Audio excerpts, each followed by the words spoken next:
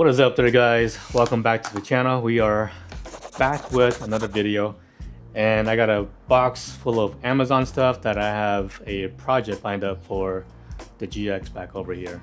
I'm pretty excited because I want to find different ways to air up and also deflate my tires a lot more efficiently. So I've gathered up a bunch of parts that I'm going to unbox and show you guys what this is all about in this box. Alright guys, so here is the setup. So if you guys have not already seen this and not already figured it out, we are going to make our own Wifey Air System to the GX460. I have been off-roading now for the past 5 years, give or take. I've gone through using something as simple as a Milwaukee, I think it was a M12 tire inflator, and though that worked pretty well for what it was, it just took so much time. I think it took about 7 to 10 minutes per tire to inflate. So that got old really quick. Now it was convenient, right? Because it was small, portable, light, didn't take up that much space at all. But to just sit there and wait for all 4 tires to go from 15 to 32 psi in 40 minutes plus, that was just not practical. But I've seen my days of where I've made my own 4-way tire inflator system using the Napa. Yeah, I think most of you guys will know, but Napa made their own MaxiTrack, I think it was called, the tire inflator, and that system worked out well. But that system has kind of evolved in some ways. I went from that to getting sponsored by deflate, and I've used their system now. That's the most current one that I'm using for the past over years now, and that's been working out well too. But I'm going to be honest with you guys, as much as I off-road, maybe not as much as some of you guys do, but I tend to go at least once a month. So when you've been out on a trail for the entire day and you're out there, the last thing you want to do is spend 15 minutes from getting the gear out, setting things up, hooking up the hoses, the air chucks, the battery connections, and then turning on the compressor to reinflate the tires. It takes about 12 to 15 minutes. Now, to some of you guys, that's perfectly fine. That's not an issue for you guys. But for me, I've gone to the point where at this stage in my life, I'm not getting any younger, right? So I want to make this more efficient and quicker. So my goal is to try and shave that 15 minutes and go down to half of that, like 7 minutes of a time frame. So that's where this comes in. I'm gonna go ahead and get everything situated. I'm gonna show you guys exactly what I'm talking about. I'm gonna lay everything out so you guys can visually see what's gonna be going on to the GX. So here we are. Everything is all laid out for us. For those who are a visual learner like myself, I have made this really awesome, super duper diagram here for you guys, so you guys can see what I'm talking about. Okay, so don't judge me on my super artistic skills, because it just took me some time to draw it out so you guys can see and visually see what I'm talking about. Because down over here, starting from the bottom, this is going to be our air compressor. It's going to have a line. It's going to have a line. It's going to feed into the ball bearing here, which is this guy here. And it's going to feed it on through, push the air, because once you open up the valve here, this should allow you to push the air from the compressor into the manifold and out from over here. And when that does happen, this is the air that's going to come on out, and it's going to make this connection down over here, right? Because we have a 3-way splitter here, or a 2-way splitter, and it's going to feed the line back over here, and then back out the tire, the shredder valves, which is this one over here. And then you'll have the lines you can hook up down over here, which is the push connect fittings, which is over here.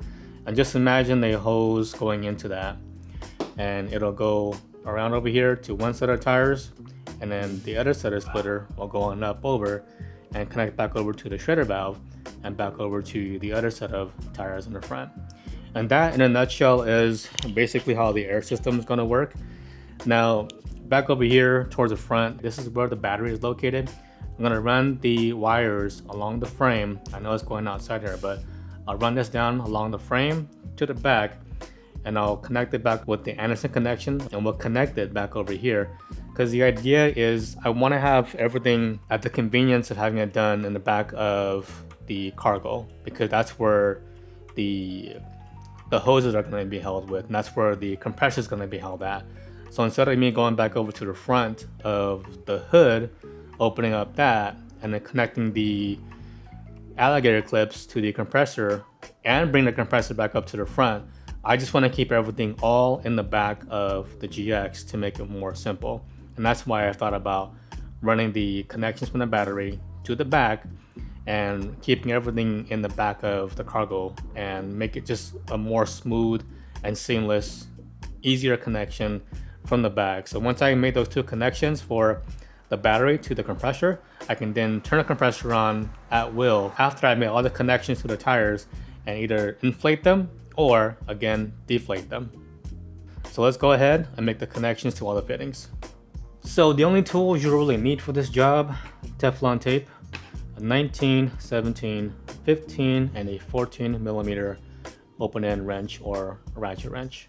Alright, so first line of business, I'm starting off with the manifold, then I'll work my way over to the other fittings. So I have some Teflon tape. I'm gonna go ahead and Teflon tape every single thread here so I can put this back into the manifold to have a nice and proper seal. Doesn't have to be perfect, just enough to where it holds air. So this is going to be the first port of entry that I'm going to work with.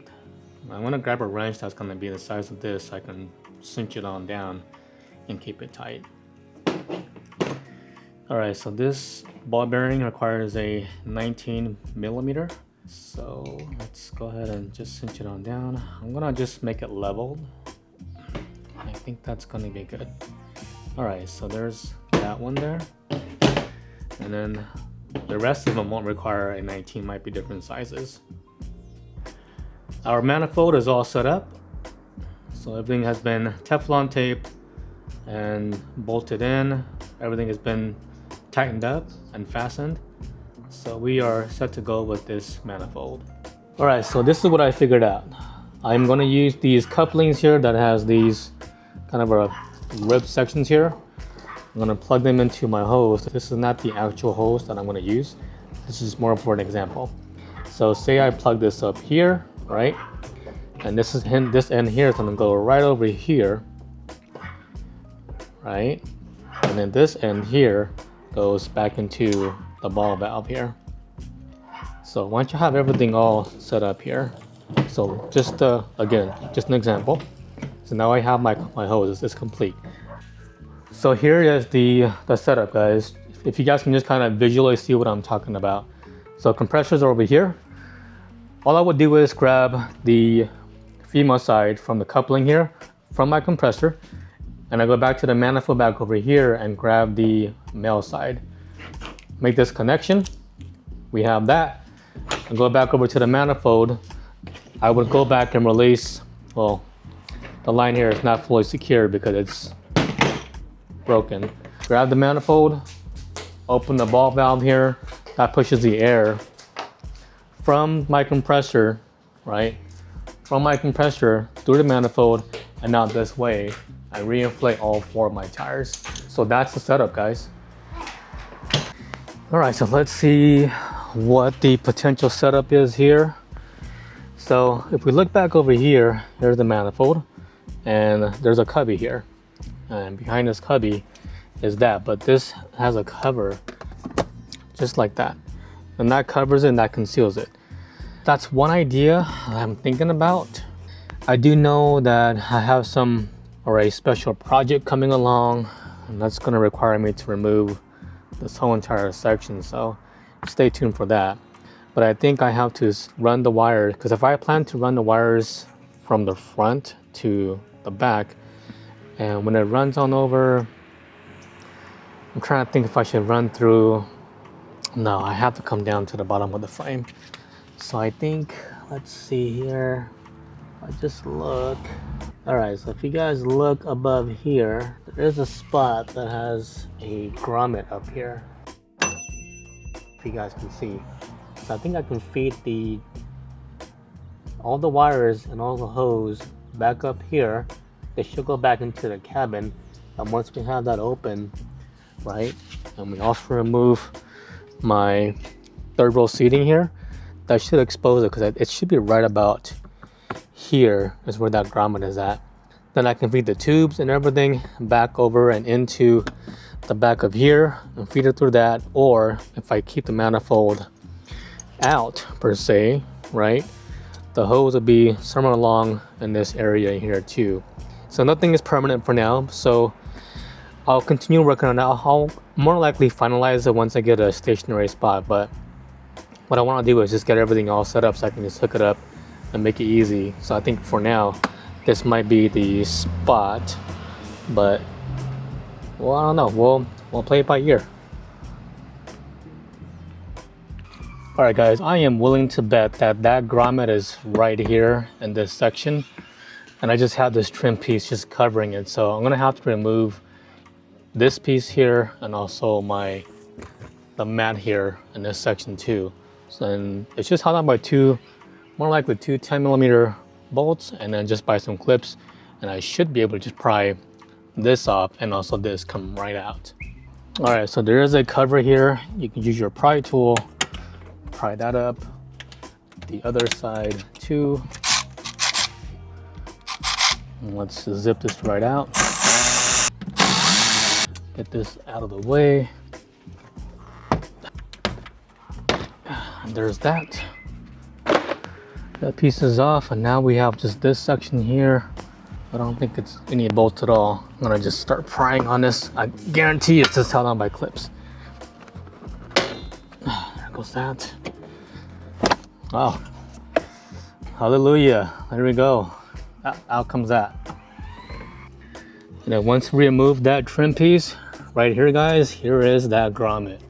See how that's, let me see here. See that? Here's my finger, right through there. So we're gonna fish the wires and the hose right through here. All right, so I'm trying to think if I have this big old bulge of piece right here. What I want to do is I want to conceal either my blue LED charger in this space that's here, or I can use the manifold and place it here, but I have this big old bulky section here. So I'm thinking I might just cut this whole entire section here off, right? And then that way I can be able to sit this whole entire unit just right up on top and not have to worry about structure and whatnot. But wait, there's some screws here, and there's, oh, I wonder if this piece here, this carpeting here, can come off. Let's see that. Let's find out. This might work, it might not. But let's take this off. You guys are seeing this in real time. That I am just improvising at this point. So if I don't have to cut this sucker up, let's not do that. Oh, it's coming off. There we go. Let's see what this looks like. So, moment of truth. This just goes right inside. Oh, look at that. Fits perfectly. It's a little bit recessed in here, which is fine, but it does have some structure here. And if I want to access my gauge, my manifold, I just pop that off. So for example, this sits right inside here, right? Like so. And I just cover that up, and boom, there we go. Want to get access to it? Here it is, right? So that might be something I will do, just so I can keep that back over here. Maybe I can throw in some Dynamat back over here to keep everything from being too loud. But for now, I think this is a good spot, because look at guys, covers it right up, you guys. All right guys, current status. I got the hose to feed on through to that grommet. It took some time. I used a combination of my flathead screwdriver, kind of just snaked it in between the grommet and between the wire there, pulled enough to where I got a gap, and a large enough gap so I can feed the hose right through there. So this is gonna be complete. Okay, all right guys, so at this time we are going to be piecing things kind of together, placing in our Teflon tape to most of our pieces here, and we're going to start connecting our pieces together. So everything is pretty much Teflon taped up. We are good to go. I'm going to be making our connections now. So the 3/8 fitting connections are going to go onto the shredder connections here. Our shredder valves will connect onto the connections back over here. We're going to start cinching these right on up. All right, so one there, and this should be a 19 here, and I think a 17 here. All right, so we'll do this to the rest of every single one of them, but our first setup is complete. All right, so very good. Every single one of our quick lock connections for the shredder valves, these are all done. All right, so we have that. Now let's work on the Rago mounts. And we'll continue with the rest of them. All right, guys, so quick update. So when I had everything here all assembled and placed into the Rago fabrication mount, I found out that I had an air leak, and no matter how tightened I made the fittings, it would still leak. And so I basically had to retract and start from scratch. And not only that, I think the way how it was too, and if I had it set up that way, the way how it was set up, it was just too long of an extension, so to speak. And so I think if I ran the hose, it'll make contact with the engine. So I'll show you what I'm talking about. So right back here, because I already returned some of those parts already, just because they didn't work out. But when I had it mounted here, it would stick out so far out this way that it just basically almost touched the engine block. And I didn't want that to be an issue, because I thought when I run the hose and make a connection back over here, there was a high chance that it was going to rub up against the cover here for the engine, and I didn't want that. So I'm going to scratch that idea and use the other method that I found. And that method I'm talking about, I'm going to be using these elbow quick connect fittings. I think this is going to solve the issue, because when I have this, so for example, once I have this fully mated, right, and this is, pretend it's on the Rago mount, instead of it just sticking all the way out, like about almost 2 inches out here, or 3 inches out, it's gonna just elbow out towards this way, towards the back of the frame. And so I can just run the hose right here, instead of having it where it's gonna be like this and run up against the hose over here, and over here it's gonna be the engine. And I didn't want that to be or causing the kind of issue, because if I have it where it basically melts the hose, then that's gonna be moot. So I think this is gonna be a good solution for that. So let's go ahead and continue with the install and finish it up. Okay, so I believe this guy right here is supposed to sit over here towards the shock. So this J-hook part goes right here. And if we take a look, this is where it should be. I think it should be enough room between this spot here and here.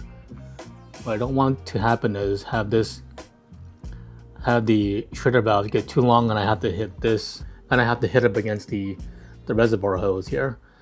All right guys, so current status, I don't think I like that spot right there. When I go to put in my air chucks in there, it hits this part of my reservoir right here. This idea of keeping it here, I'm gonna move it on over to here. So let me show you guys what we're gonna work with. I've already bent this bracket out, because this is what it was before, right? And now I bent that straight out. All right, so if you guys wanna know how I got this done, let me show you guys. I don't have a bench, unfortunately, but I just grabbed my pliers and yanked it up. And there we go, right? Maybe a little bit more. All right, so we're gonna call that good. So my idea is I'm gonna place this right inside here, just like that. Because I think this is a much better design in my opinion, much more sturdy, so I can just pop it on and off whenever I want. So I'm gonna drill a hole right through here. I'm gonna also do a self tap right there and keep that in place. And this is gonna be its new location. All right guys, so here's the situation. I have my M8 1.25 drill bit here. I'm not sure this is the exact size, but I do have my M8 1.25 die or tap and die set here. So I'm gonna go ahead and get this rethreaded using this guy here. I have plenty of these bolts that are just laying around. So we're gonna use this as the, again, we're gonna self tap this into the frame. It's right here. I'm gonna grab my punch. All right, and now we're gonna tap into the hole. All right, so let's see. All right. And there we have it, guys. That's gonna be it right there. That looks good. Nice and sturdy. So when I go to pop in the chuck, the air chuck into this, it's not gonna just flop back around. I'm using part of the frame back here to kind of give it some structure. So this back plate is right up against this part here, so it's not gonna fall right through and into that crack over there. And I have enough room back there for the hose to plumb up. So this is a good to go. This is a win. I've tapped the hole. This is gonna be it. There's no turning back now at this point.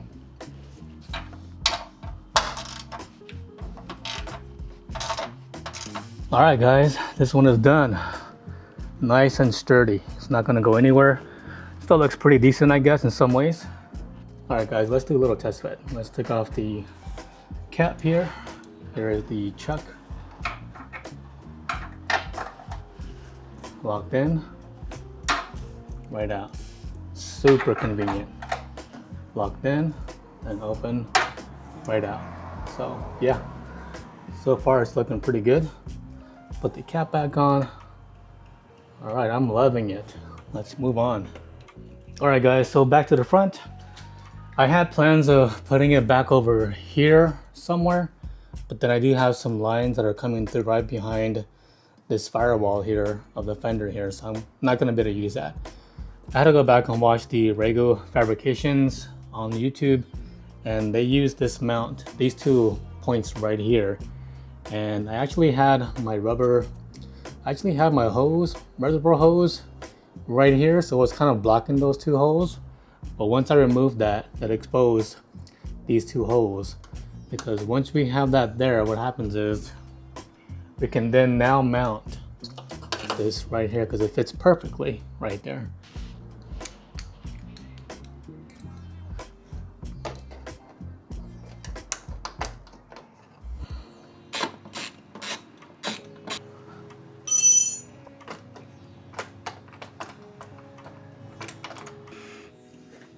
All right, so let's go ahead and put this in there. Sorry if my arm is blocking your way. Okay, so it's in there.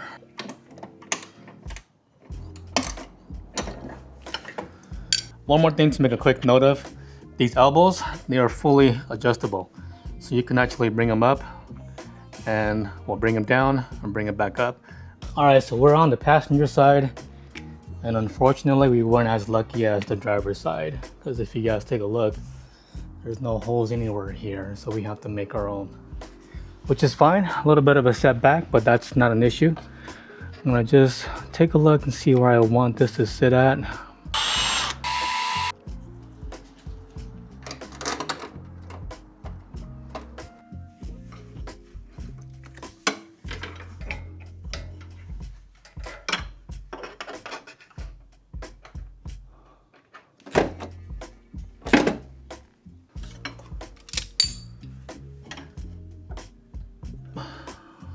And of course what we'll do is we'll repeat the same for the other side. Again, you can twist this around, right? Whichever way you need for it to sit at. Cool. All right, not going anywhere, so that's good, where that's at. All right, the other side now. All right, guys, so all four are mounted. Now we can start with the plumbing. All right, so I think this is more than enough line. So I'm gonna give myself a little bit of some slack here.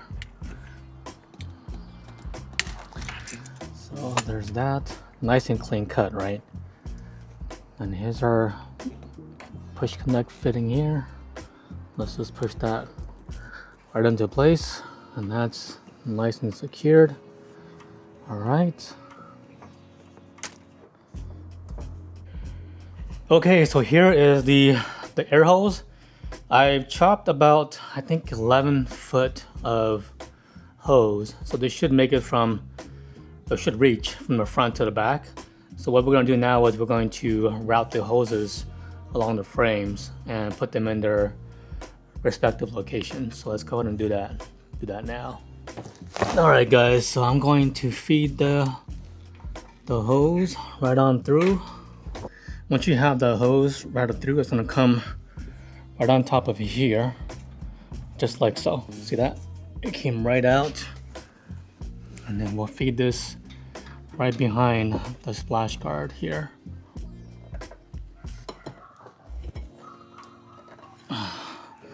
And once you have it in, it is not coming out. All right, so we have line one in.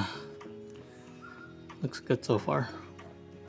If you want to take it back out, you just have to press this quick connect fitting back in, just like in this little black piece here. If you press it back in, you can pull the hose back out. So just a little reference for you guys. Okay, so there's that starting point. The rest of this is the frame. I'm gonna feed the hose back behind this KDSS valve system here and run this all the way to the back of the frame. Okay, so we are now back towards the back of the frame. I'm gonna route this hose, and we're gonna go right behind here where the bottom mount is. So we're gonna bring up the hose and just route this right behind here, and we'll fish it back around on the frame. So once you have that here, just keep on bringing this around. I want it to go around this shock tower here, and just keep pushing the hose through, and it'll make its way towards the back. All right, you guys, so we are now under the frame. This hose here, this is the one that goes to the back of the cargo, and then the one over here is the one that we just fished on through. So now we're gonna make the connections right now. So let's see here. We're gonna grab our splitter here, right? I'm going to connect it here. So we have one. Well, let's connect it here. This is gonna go towards the passenger side, right? So we have that here. And then I'm gonna grab one of the holes that I kind of just chopped up. And let's make that connection back here, okay? Now that we have that, let's go and focus our attention back over here. All right, I'm gonna place another splitter right here, okay? And then I'm gonna run one more, another one back here.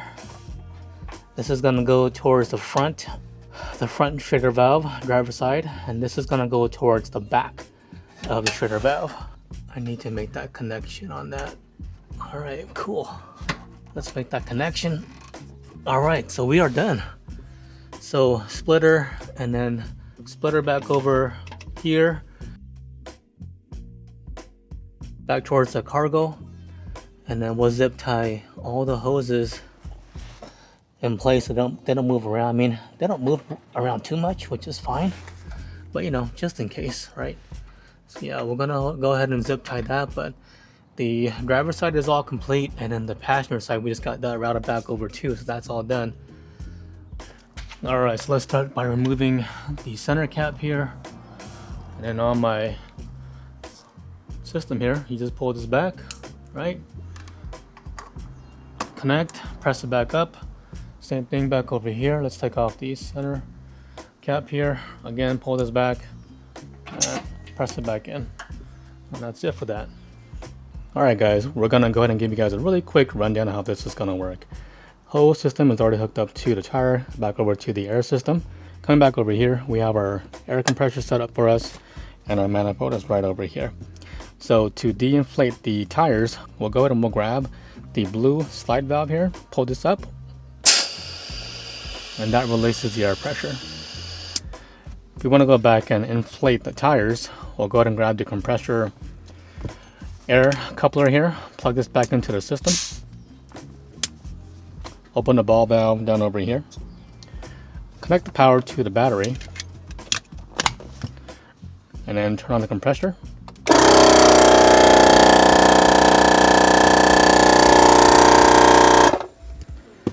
And that, guys, in a nutshell, is pretty much how the system works.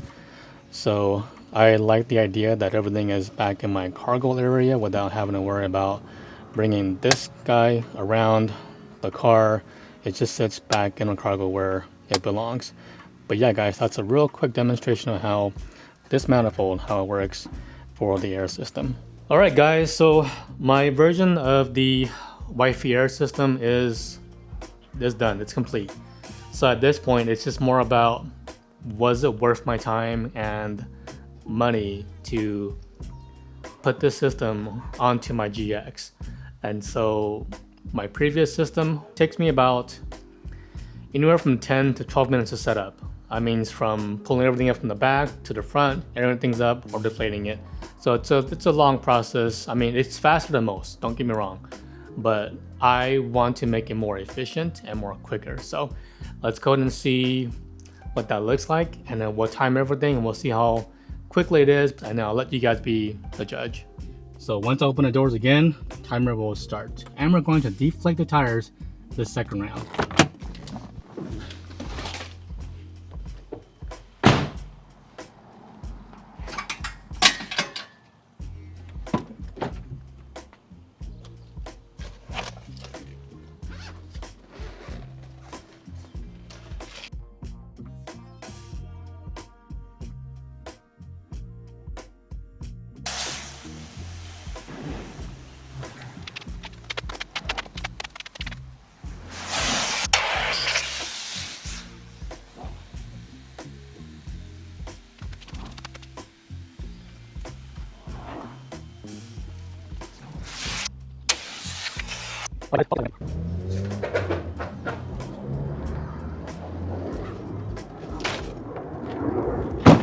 And that's time. All right, so that was deflation. Now we're gonna go back and re-inflate them back up to 32 psi. All right, guys, so round two, we're going to re-inflate all 4 tires back to 32 psi. Again, once doors opens up, timer starts.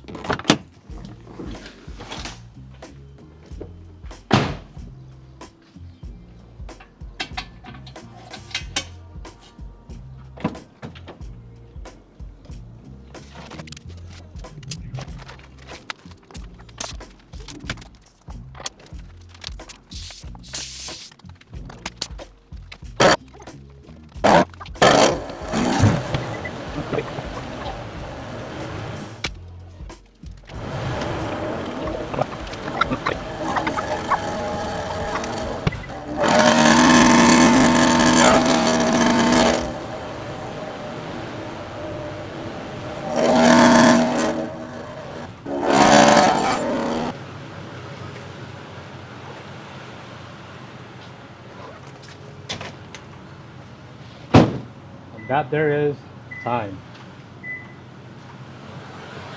All right, you guys, so that is a wrap for the install. Our Wifey Air System 2.0 is officially complete and it's good to go. Overall, the install was pretty simple and straightforward. I don't think it was that difficult in terms of, like, you know, of course, there was a lot of fittings and the hoses and just routing things through the frame of the car. That was probably the toughest part, but overall, straightforward and pretty easy. And again, I'll make sure I'll list all the parts that I've put onto the system that I've gathered into the description down below for that. But you know, the end results for this is going to be huge in terms of convenience and just functionality. I no longer have to deal with long and tangled hoses that are just draped down to the floor. So if it ends up being dirty or just muddy, that's one less thing I have to worry about, right? So this is just 4 simple hoses that I just hook up to every single tire per corner, and it just makes the job a lot more easy, more effortless, so to speak. I think that being able to control everything on the fly and dial in the setup like exactly the way I want it makes a big difference, especially when you off-road. I don't off-road as much as some of you guys may do, but I go just enough to where I want to have just a lot more convenience when I do stuff. So I'm all about functionality, making this quick and simple. But you know guys, the whole idea of me making a system is so that I can be able to go out there and enjoy more time out there when I'm out there off-roading. And to me that makes it all the worthwhile, just because it'll just make your time, spending more time out there, more enjoyable. And instead of you fiddling with your gear, pulling things out, taking a lot of time just doing that, this will just simplify things for you so you can spend more times doing what you love doing. If you are thinking about running an air system like this, I would say it's definitely worth it. Just take your time with the install, plan out your wiring and your mounting, and you'll be set. Alright guys, so if you guys have found this video to be helpful in any way, shape, or form, make sure you guys hit the like button. Drop a comment if you guys have any questions about the install. Would love to be able to help answer them for you guys. And don't forget to subscribe to the channel for more GX builds, more modifications, more installs, more off-road content, more adventures that I have that's coming real soon. And I appreciate you guys for watching, and I'll see you guys on the next video. Peace out, guys.